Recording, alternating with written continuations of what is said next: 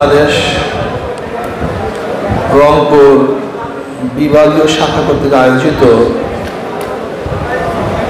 আজকে এই মহাসমাবেশের সম্মানিত সভাপতি, দিগার ওলামায়ে কেরাম, নেতৃবৃন্দ, সকল স্তরের জনগণ ভাইয়েরা আমার, আজকে মহাসমাবেশের উদ্দেশ্য কি পোস্টার এবং লিফলেটের মধ্যে দেওয়া আছে। দ্রব্যমূল্য ঊর্ধ্বগতি। আজকে সয়াবিন তেলের অবস্থা সম্পর্কে কম বেশি আমরা সবাই জানি।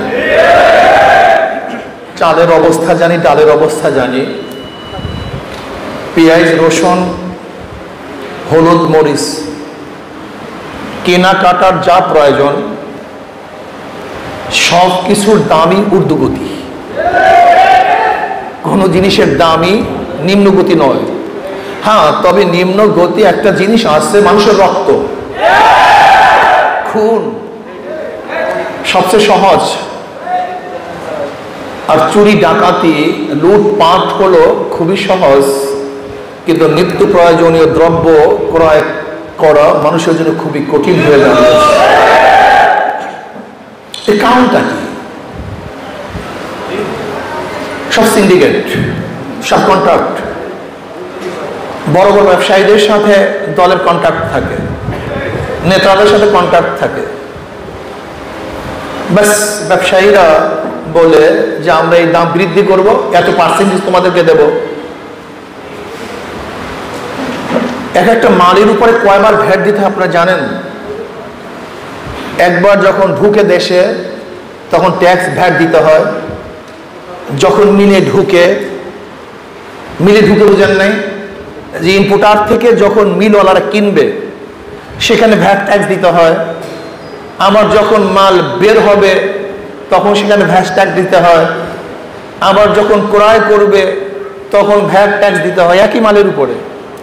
আপনারা জানেন না একই মালের উপরে কতবার ভ্যাট ট্যাক্স দিতে হয়। সার বৃদ্ধি, কারেন্টের ইউনিট বৃদ্ধি, তৈলের দাম বৃদ্ধি, তখন ধান উৎপাদন করতে খরচও বেশি, দামও বেশি। সব ইচ্ছে করলে সরকার নিয়ন্ত্রণ করতে পারত, কিন্তু সরকারের মাথা ব্যথা সেই দিকে নেই। সরকারের মাথা ব্যথা হলো বিরোধী দলকে কিভাবে দমন করা যায়, জেলে ঢুকানো যায়, খুন করা যায়, গুম করা যায়, আর সরকারি দল লোকদের পেটকে কিভাবে ভরা যায়। আজকে প্রথম আলো পত্রিকায় দেখেছেন আওয়ামী লীগের মহাসচিব আব্দুল কাদের সাহেব, ওবায়দুল কাদের সাহেব বক্তৃতা করেছেন। আওয়ামী লীগ করে অনেকে হাজার হাজার কোটি টাকা পাচার করেছে। দুর্নীতিবাজ। আজকে দেশের গরিবের টেনশন কার মধ্যেই নেই, গরিবের চিন্তা কার মধ্যেই নেই। অবস্থাটা কিভাবে দাঁড়ালো?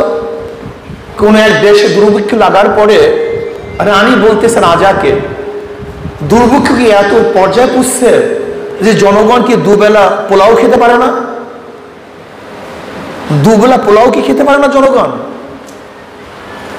রানী তো জানিই না যে দুর্ভিক্ষ কি জিনিস, কাজে পোলাও কি খেতে পারে না? এত দুর্ভিক্ষ। যারা সরকারি দল করে, যারা সরকারে আছে, তাদের তো হাজার হাজার কোটি টাকা, টাকার কোনো অভাব নাই। তারা জানিই না মালের এত দাম, এত প্রয়োজন, মাল এত দুর্লভ মূল্য হয়ে গেছে, অথচ জনগণ কি অবস্থায় আছে যা চিন্তাও করা যায় না।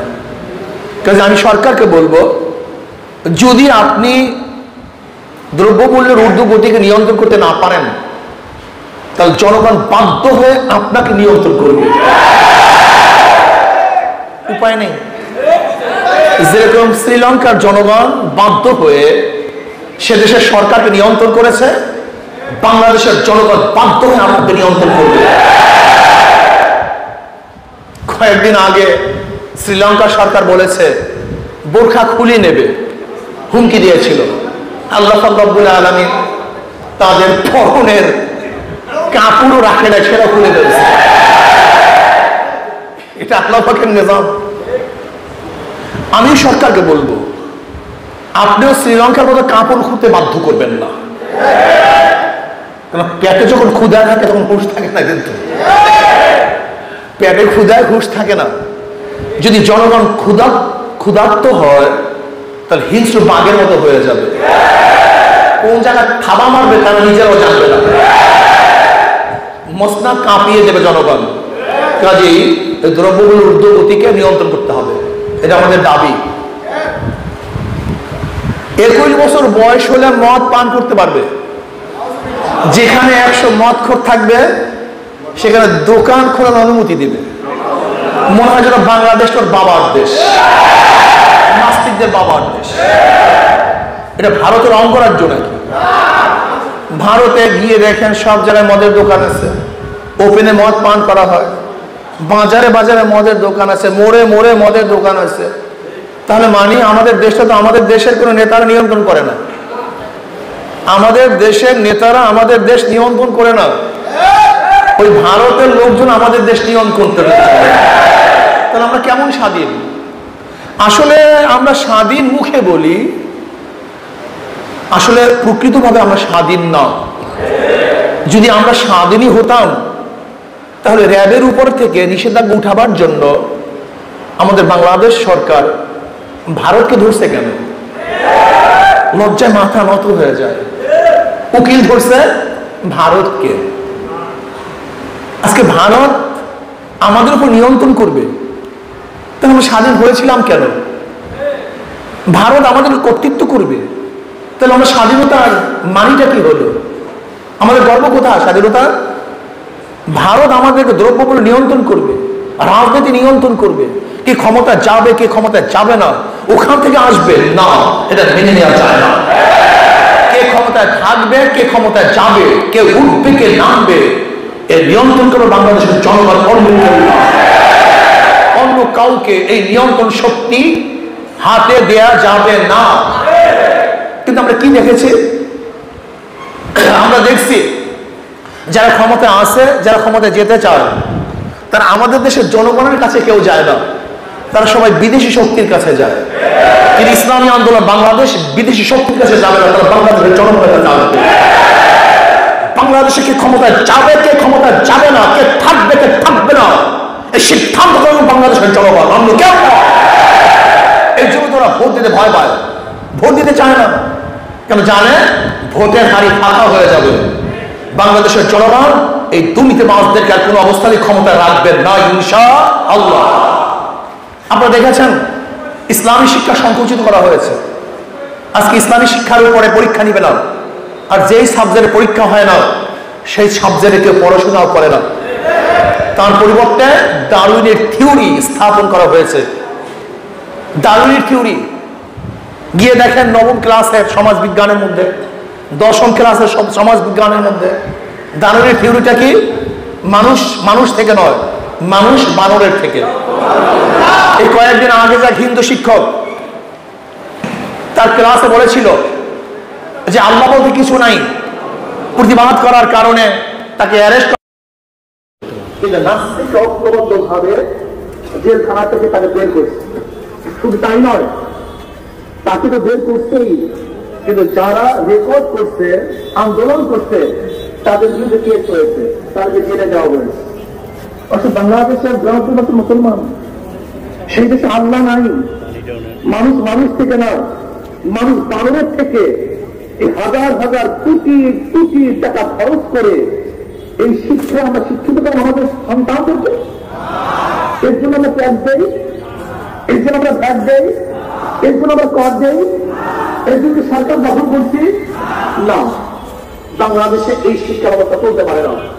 তবে আমরা দাবি করবো প্রাইমারি লেভেল শুরু করে মাস্টার্স পর্যন্ত প্রত্যেকটা ক্লাসে মানুষদের ইসলামী মুসলমানকে ইসলামী শিক্ষা শিখতে দিতে হবে। এই ব্যবস্থা সরকারকে করতে হবে। এরপরে আপনারা দেখেছেন বর্তমানে কিছু পাগল ঘাদানি নামে ওলামায়ে কেরামের বিরুদ্ধে দুদুকে দরখাস্ত করেছে, রিপোর্ট দিয়েছে। আমি প্রথম প্রশ্ন করতে চাই, তাদেরকে অধিকার কে দিয়েছে? এই বৈধতা পেল কোথায়? সেও জনগণ, আমরাও জনগণ। জনগণের বিরুদ্ধে জনগণ তদন্ত করে দুদুকে রিপোর্ট পেশ করার আইনি কোন শুদ্ধতা বৈধতা আছে? যদি না থাকে তাহলে দুদককে প্রথম বলবো, আপনি রিপোর্ট গ্রহণ করলেন কেন? এই বৈধতাকে কে দিয়েছে? আমি দুদককে বলবো 9 মাস পর্যন্ত তারা যে 9 মাস পর্যন্ত তদন্ত করেছে, এই 9 মাস পর্যন্ত তদন্ত করার পিছনে যত সদস্য এর মধ্যে সংশ্লিষ্ট ছিল, যত অর্থ খরচ হয়েছে, এই ফান্ডিং কে করছে? এই অর্থ কে দিছে? এই টাকা কোথা থেকে আসছে? এর উৎস কোথায়? কারাই টাকা ফান্ডিং করেছে? টাকা কে দিয়েছে? উৎস খোঁজ করুন। বিদেশি শক্তি দেশকে ধ্বংস করার চক্রান্ত করতেছে, ইসলাম মুসলমানকে ধ্বংস করার চক্রান্ত করতেছে। যদি আপনি বিচার না করুন, সরকারকে বলবো বিচার না করুন। যদি আপনি বিচার না করেন তাহলে বলবো আপনি এটা করিয়েছেন, আপনি তাকে ফান্ড দিয়েছেন, টাকা দিয়েছেন বাংলাদেশ ইসলাম উৎখাত করার জন্য, ধ্বংস করার জন্য। আপনি ব্যবস্থা গ্রহণ করুন, জলদি জলদি ব্যবস্থা গ্রহণ করুন।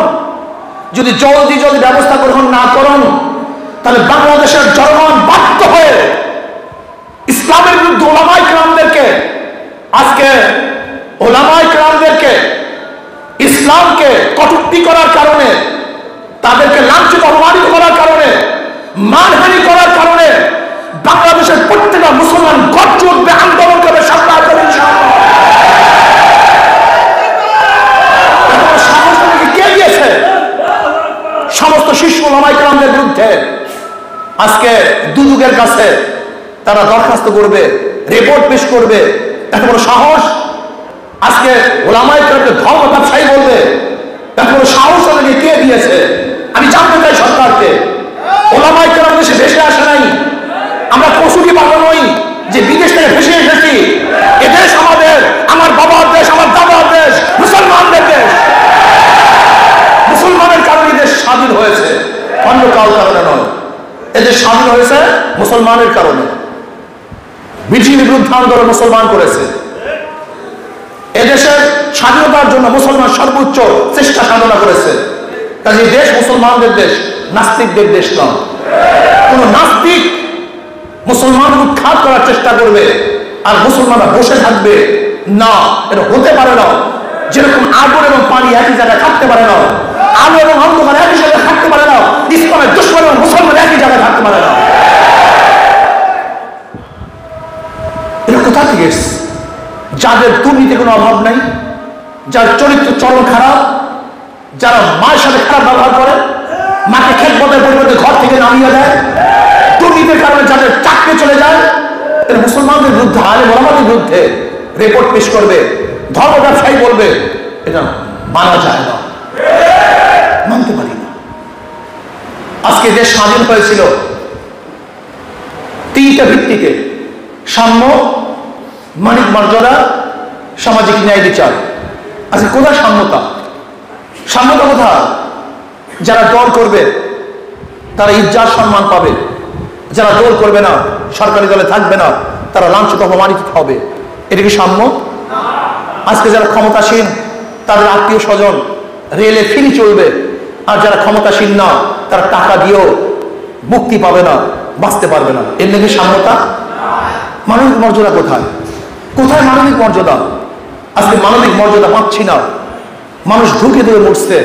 যারা দল করবে না তারা লাঞ্ছিত অপমানিত হবে। আজকে সম্মানিত লোক তারা লাঞ্ছিত হবে, অপমানিত হবে। আজকে ওলামায়ে কেরাম লাঞ্ছিত হবে, অপমানিত হবে। এটি কি মানবিক মর্যাদা? সামাজিক ন্যায় বিচার কোথায়? যদি দল করেন, খুন করলে মুক্তি পাবেন, আর যদি দল না করেন, অন্যায় না করলেও আপনি জেলখানায় ভুগবেন। এটা কেমন কথা? হ্যাঁ, সব জায়গাতেই সরকার হস্তক্ষেপ করেছে। আজকে নির্বাচন কমিশন, নির্বাচন ব্যালটে হবে না ইভিএমে হবে সে নির্ধারণ করবে কে? না, নির্বাচন কমিশন। নির্বাচন কমিশন। অথচ আমাদের প্রাইম মিনিস্টার কি বলেছেন? ইভিএমে সব জায়গায় নির্বাচন হবে। তার মানে সে আগে নির্দেশ দিয়েছে আগামী নির্বাচন সুস্থ হবে না, আগামী নির্বাচনও একমুখী নির্বাচন হবে। শোনেন, আপনি বিগত দিনে এই নির্বাচন করেছেন, জনগণ কিছুই বলে নাই, কিন্তু ভবিষ্যতে যদি আপনি ওই একতরফা রাত্রে নির্বাচন করার চেষ্টা করেন, তাহলে বাংলাদেশের জনগণ ঐক্যবদ্ধ হয়ে, যেরকম শ্রীলঙ্কা সরকার দুর্নীতিবাজ সরকার পালাতে পারে নাই, ঠিক বাংলাদেশের জনগণ ঐক্যবদ্ধ হয়ে দুর্নীতিবাজদেরকে ভোট ডাকাত এবং ভোট চোরদেরকে পালাতে দিবেন না ইনশাআল্লাহ। কাজে আসুন আমরা আগামী নির্বাচনে সাম্য, মানবিক মর্যাদা এবং সামাজিক ন্যায় বিচার প্রতিষ্ঠা করার জন্য ইসলামী আন্দোলন বাংলাদেশের কোন বিকল্প দল আছে বলে আমি মনে করি না। এটা আমার জানা নাই। ইসলামী আন্দোলন বাংলাদেশের প্রত্যেকটা নেতাকর্মী তারা সন্ত্রাসের সাথে সংযুক্ত না, তারা মদ্যপায়ী না, তারা চোরাচালানের সাথে জড়িত না, তারা অবৈধ অস্ত্র নিয়ে ঘোরাফেরা করে না, তারা চাঁদাবাজি করে না। যদি এদেশ চাঁদামুক্ত করতে হয়, সন্ত্রাস মুক্ত করতে হয়, আমি মনে করি ইসলামী আন্দোলন বাংলাদেশের কাছেই এদেশ নিরাপদ এবং সন্ত্রাস মুক্ত হবে বলে আমি মনে করি ইনশাআল্লাহ। এর জন্য আজকের থেকে আমাদের ইসলামী আন্দোলন বাংলাদেশের প্রত্যেকটা নেতা কর্মীকে ঝাঁপিয়ে পড়তে হবে, এলাকা এলাকায় ছড়িয়ে পড়তে হবে। আমাদের এখন থেকে জনগণের কাছে যেতে হবে যে আসুন আমরা ইসলাম, মানবতা এবং সামাজিক ন্যায় বিচার প্রতিষ্ঠা করার জন্য ইসলামী আন্দোলনের হাত পাকে আমরা সবাই ভোট দেব। এখন থেকে ঝাঁপিয়ে পড়ুন, এখন থেকে দাঁড়িয়ে দাঁড়িয়ে যান। যেখানে দুর্বলতা আছে সেখানে আমরা গিয়ে দুর্বলতাকে কাটিয়ে সেই এলাকাকে শক্তিশালী করার চেষ্টা করবো ইনশাআল্লাহ। কি রাজি আছেন ইনশাআল্লাহ? আশা করি আগামী দেশ হাত পাকা দেশ হবে, আগামী দেশ ইসলামের দেশ হবে। আগামী ইনশাআল্লাহ ইসলামী আন্দোলন বাংলাদেশ বিপুলভাবে ভোটের মাধ্যমে এদেশে সামাজিক ন্যায় বিচার, মানবিক মর্যাদা এবং শান্তি প্রতিষ্ঠা করবে ইনশাআল্লাহ।